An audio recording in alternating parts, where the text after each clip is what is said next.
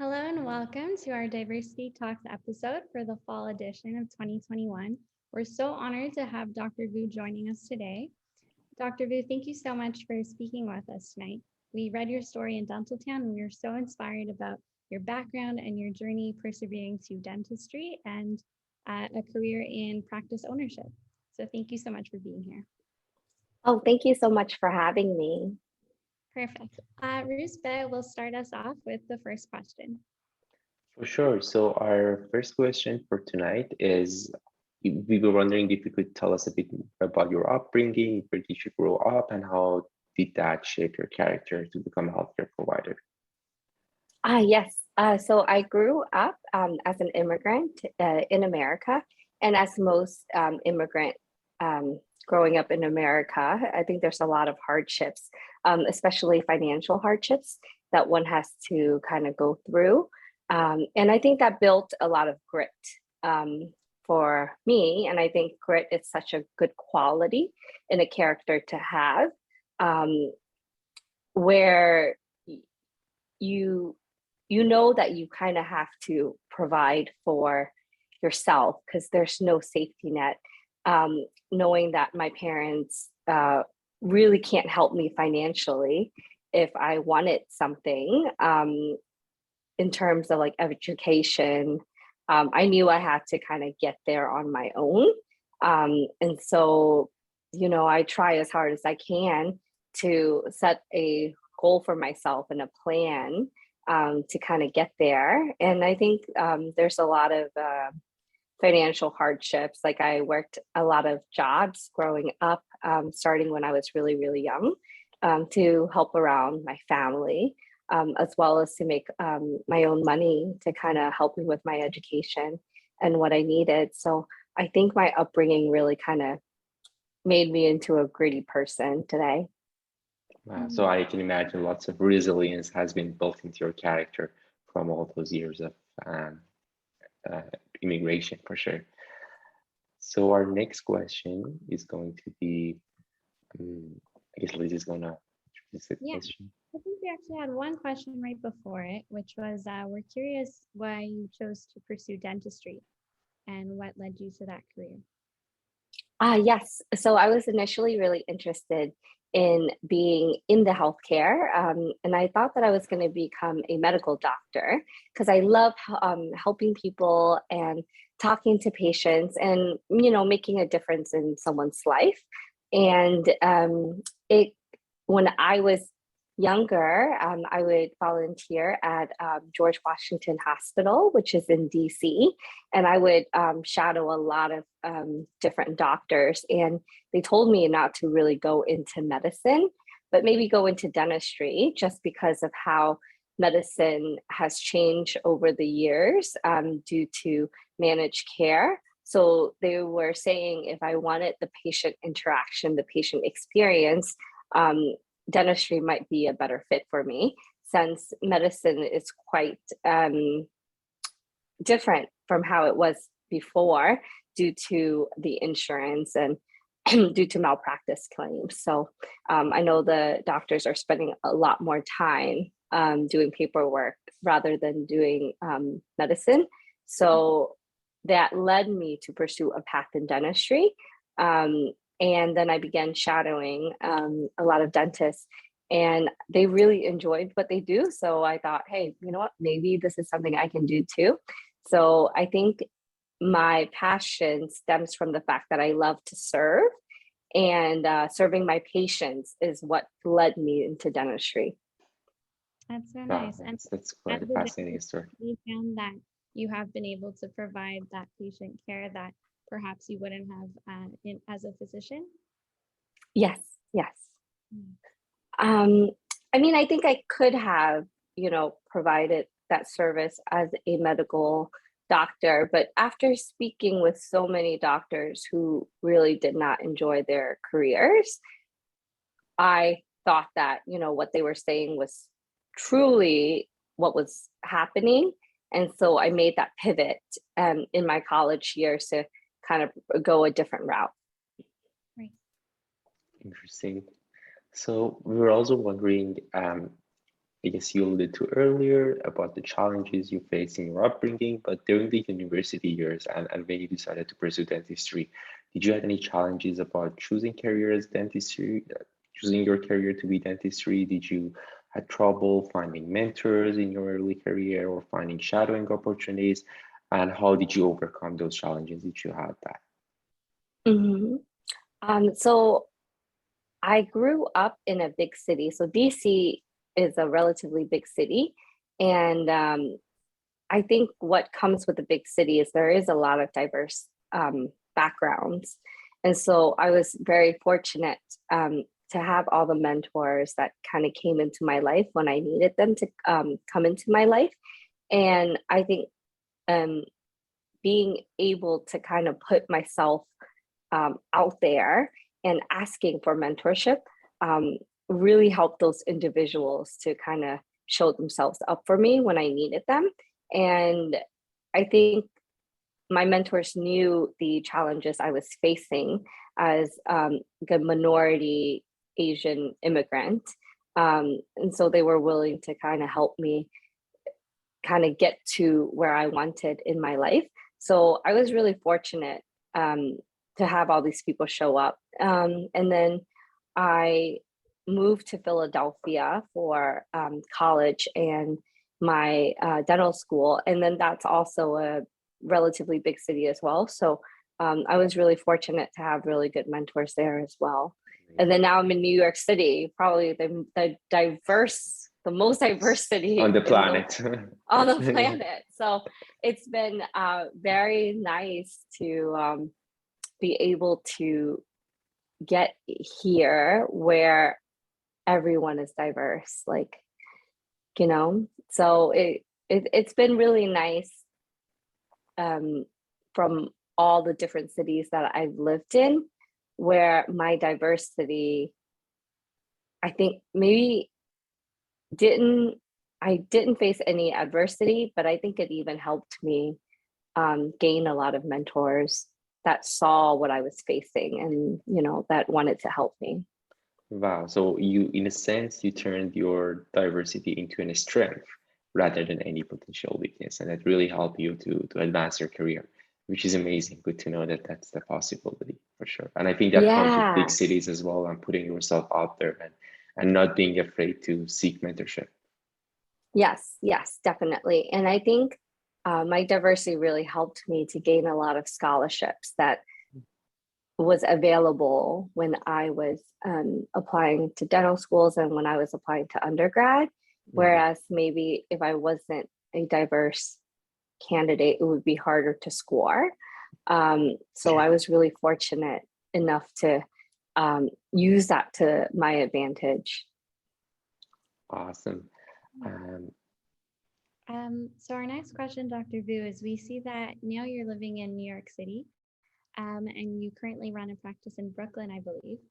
So there are so many different complexities to practice ownership, and I'm wondering how you knew it was the time for you, any challenges that you've experienced as the lead dentist, and how you find that work for you. Yes. So I believe that no dentist is ever ready for practice ownership until you just try out for yourself. Like, I don't think I wake up on the day that I was going to open up my own practice and be like, you know what, this is the day I'm going to be my own boss and I'm ready for it. No, I don't think anyone gets to that stage in their life. Like, and I opened up my own practice fairly young. I was almost 5 years into private practice when I started my own practice. And it was all because I did not find an associateship that I liked in New York City when I relocated. And I decided, you know what? I think I would just start my own and make it my own, because there isn't a job out there that I really liked, in an office that I really enjoyed. So why not now? And what I have learned from it is that if you put your mind to something, it's going to happen. So I've really enjoyed the journey that I took to practice ownership. And it's been a fun ride where I can wake up every day now and be so excited to go to work because it's a practice that I built from the ground up. And everything that I've always wanted in an office is there. I have the means to create what I want to see. And I have built my team from the ground up, and I get to choose people who I want to work with every day.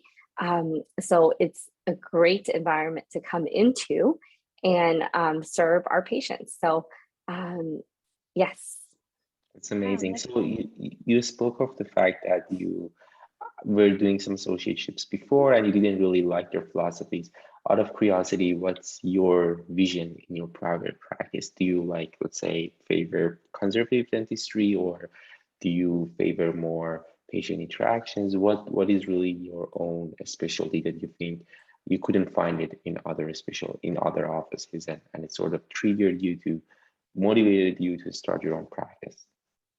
Yes. So everything that you said. So my practice is prevention, very conservative dentistry, and it's also like patient friendly. Like we have such a warm, caring environment. And what I didn't like about other corporations and other associateships that I had was, they really push out work and they really push out dentistry. And I've been in practice long enough where I have seen failure rates. Like anything that we do as dentists will fail. It's a matter of when. It can be 5 years down the road, it can be 10 or 20 years down the road, but it will fail because there's nothing in dentistry that will last as long as a patient's lifetime. So I've noticed that the best dentistry is most likely no dentistry, unless the patient has pain, they need a root canal, they need an extraction. I mean, you can't do anything about that. But I've seen patients who are much older who, are in their 90s, or, they're in their 80s and they have all of their teeth. And the difference is that, there wasn't any dentistry performed on them. So they've been able to keep most of their teeth. And so I have seen the failures of our profession, but I've seen the success in our profession as well. When dentistry is done correctly, it can be life-changing. And if the patient's able to maintain it, then, that's a blessing. But, there's some pros and cons to doing a lot of dentistry. So I'm more hesitant to do a lot of dentistry than I would recommend it. So, I pride in our services, and also in the fact that we only really do what the patient needs and not anything more. So money isn't really a issue for me. Like I tell my patients and I tell my staff, I could just come to work for fun. I don't have any bills to pay besides the rent that I have to pay on my office. I don't have any student loans. My house is paid for, so I live rent free. So it's not like I'm under a financial burden to produce. So anything that I do, I truly believe that the patient needs it. That's really That's nice. very That's a great inspiring. approach. Yeah, I can Thank you. imagine your patients are in a very great hands. So I Yes. wish I could be your patient. So Thank you. awesome. So I guess our next question is about work-life balance. I mean, you said you've had quite rough challenges in your career and like finding your way and then securing all those mentorships. And right now you're also a practice owner, and you have your own family and you're living in one of the busiest cities in the world. So how do you find that work-life balance? And do you have any tips for like inspiring dentists, starting ones that aspire to be in a situation like you, having your family, having your own office, being debt free? So yes. Yes. Thank you so much. This is such a great question. So I have two very young kids. I have a 2-year-old and I have a 11-month-old baby girl. And for me, like I want to build my life around my life and not my career. So I try to spend as much time with my kids as possible. And, I spend just enough time in my office as I need to make sure it's still running and make sure we're a thriving practice, but not any more work than I need to be there.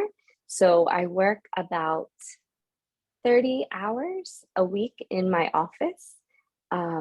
And it's been great. Like I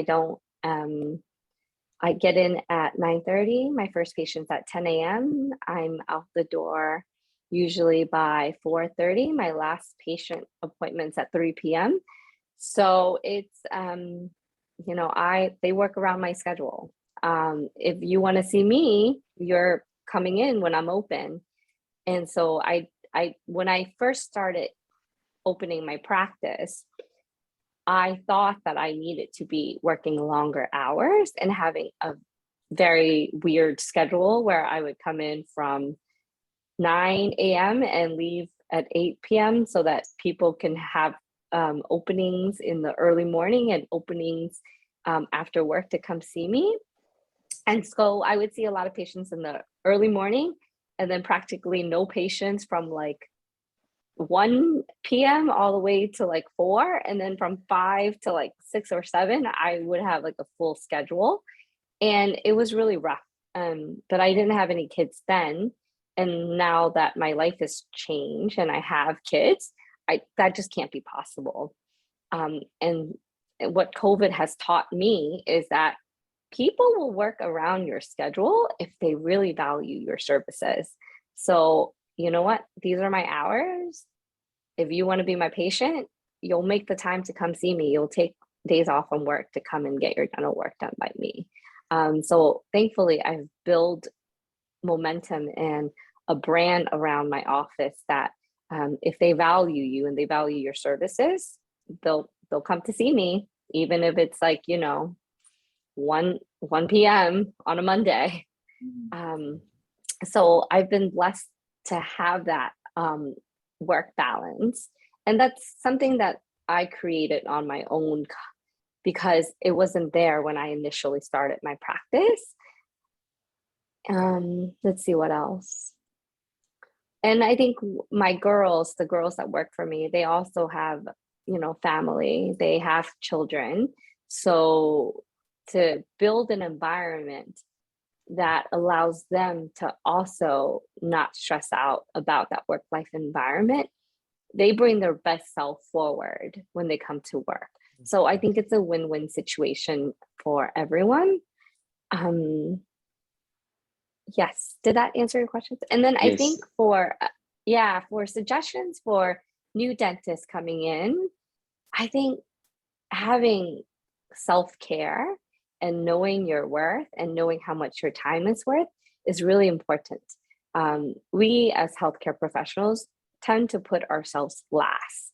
Like we tend to put everyone ahead of ourselves and we'll sacrifice ourselves and we'll make time for everyone else but us, And I think you can't really serve your patients and you can't serve your partners, your husband or your wife or your children if your cup isn't full. So if you're running on empty and you're burnt out and you're just not feeling well, just that can't work. That really affects all the other aspects of our lives and deteriorates everything. So yeah, exactly. So if you put yourself first and take care of yourself, that's going to be great. Like your life is going to really work out, and then your career and your relationships, that's going to really thrive. Yes. That's really nice to hear. And from what you said, it sounds like it really comes down to prioritizing yourself and putting your life first ahead of your career sometimes. So the next question was based off the article that we read from Dental Town. It seems that you had gone through a challenging period early on in your life, in your mid-20s, I believe, and how you turned to a life coach and you found that it really helped you develop a healthy mindset. So we're curious about if you could share with us how that helped you gain some perspective and ultimately develop a healthier lifestyle? Yes. So I got a life coach when I first opened up my practice, and there were so many hurdles that I had to kind of climb through that I felt I just didn't know where to start. So someone had recommended, oh, maybe I should see a life coach.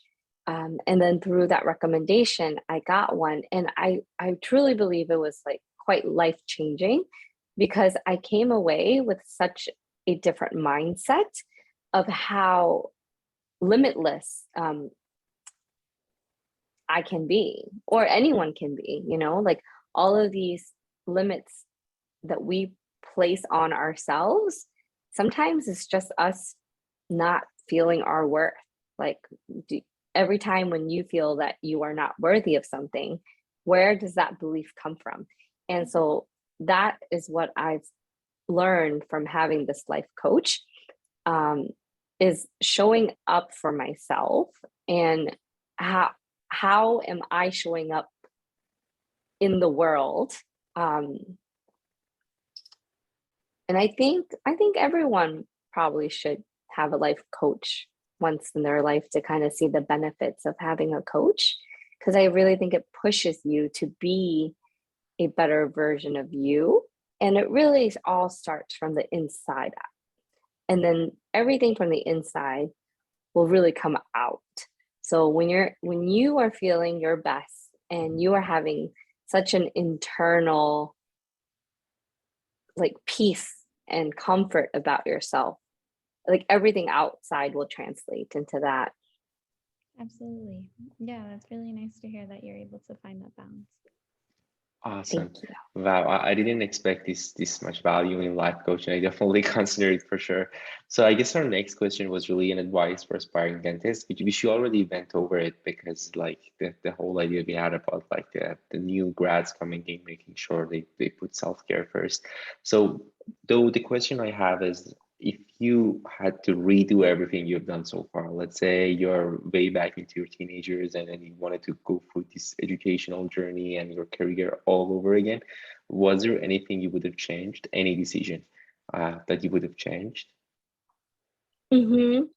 I don't think there was anything that I would have changed. I think early in my career, I probably would have said something like, oh, I wish I did not take on this amount of student debt. So I went to a private dental school, and that I think in my last year of dental school, the tuition was like $100,000 per year. And that was like for 4 years. So in a way, my early self would have said, oh my goodness, I wish I had gone to a cheaper school. But I think now looking back and all of my student loans are paid for, I think that was such a great learning experience. Like that, holding that much amount of debt and being able to pay that off within 6 years, like that was such a great accomplishment that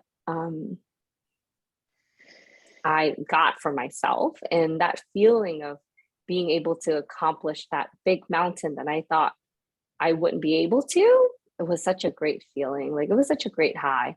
So I know a lot of posts on Dental Town, and a lot of like older dentists would tell newer dentists, oh, don't take on that debt load because you won't be able to pay that off, or that's just like stupid to like take on that burden to have this career. And then I don't think that's true. I think, if you feel confident in yourself, right? You can pay off that debt. Like it's going to take a lot of hard work, and that journey to get there is what makes you. Like that is going to be character building, right? I used to work when I first got out of dental school 6 days a week.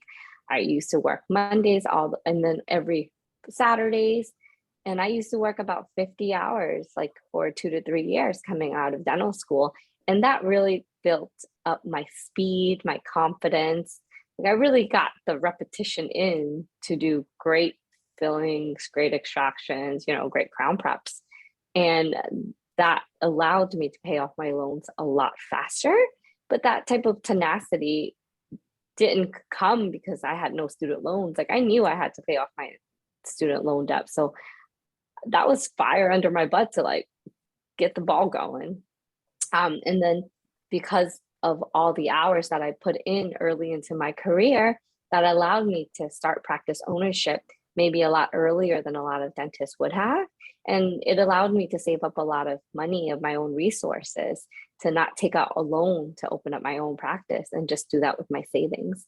So I think all of the hardships that I went through early in my career, I'll probably look back and be like, yeah, that was really hard. And when I was going through that, I didn't see the road ahead, and I didn't see the light underneath the tunnel. But now, you know, after a lot of years out, I see that it led me to be who I am today into my career. Wow, that's amazing. So in a sense, all that alone was a motivating factor for you to sort of go a bit harder in the first few years and making sure you get that repetitioning, you get your skills really fine-tuned, and also prepared you for the practice ownership that you are very proud of right now, which is amazing. I think a lot of the times in life, all the challenges and struggles that come in at first, they come across as weaknesses and some things that might hold you back.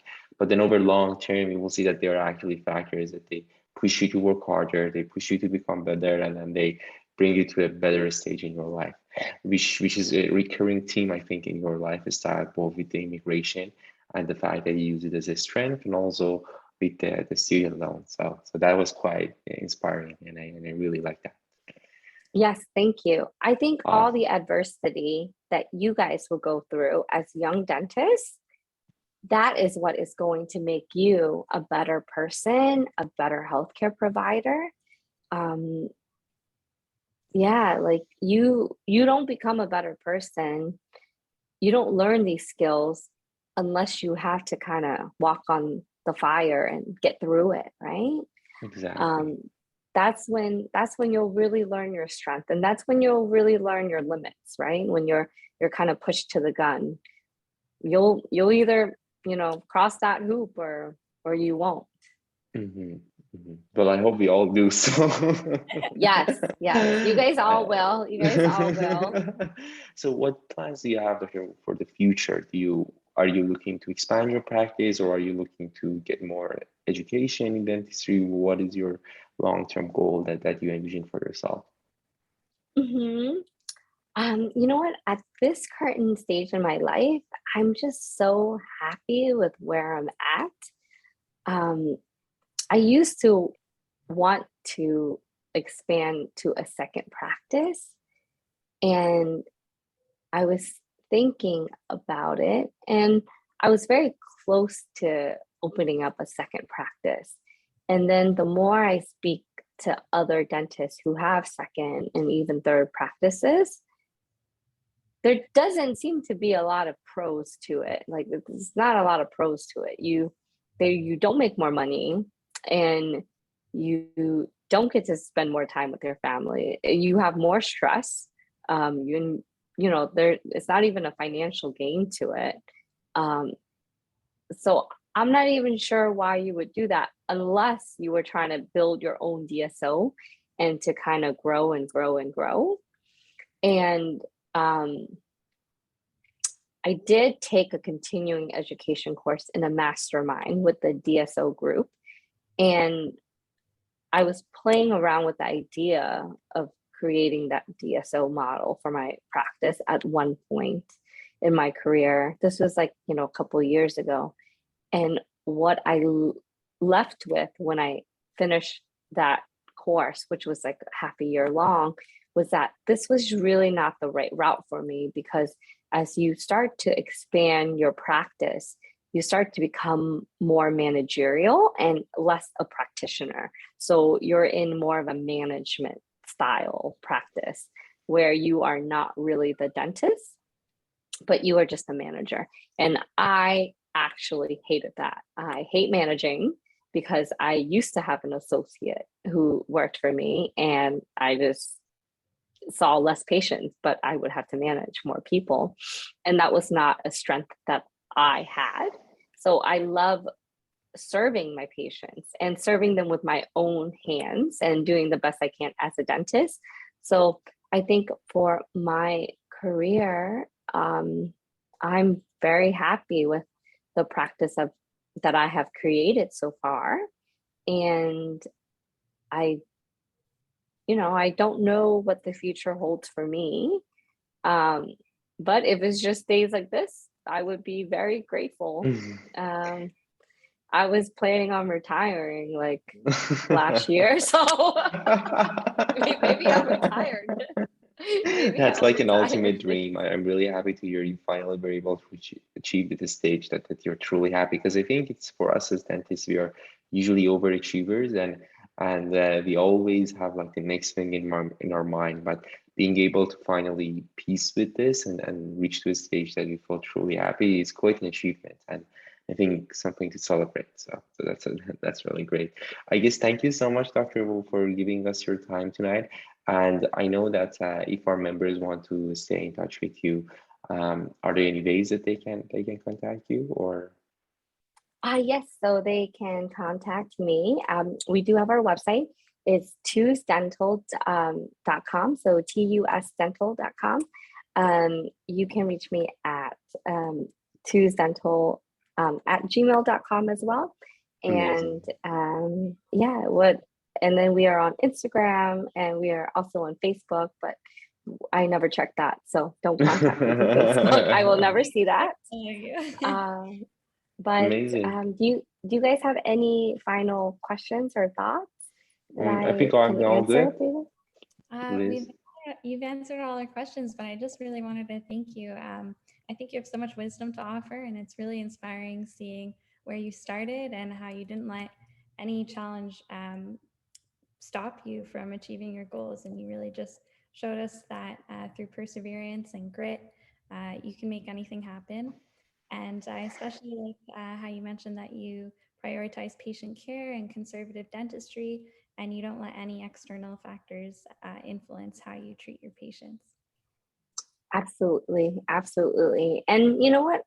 You guys will be amazing dentists. Like with the new technology that is out there and all of the new cutting edge procedures that dentistry is like here in the now, like I know you guys will like do great things.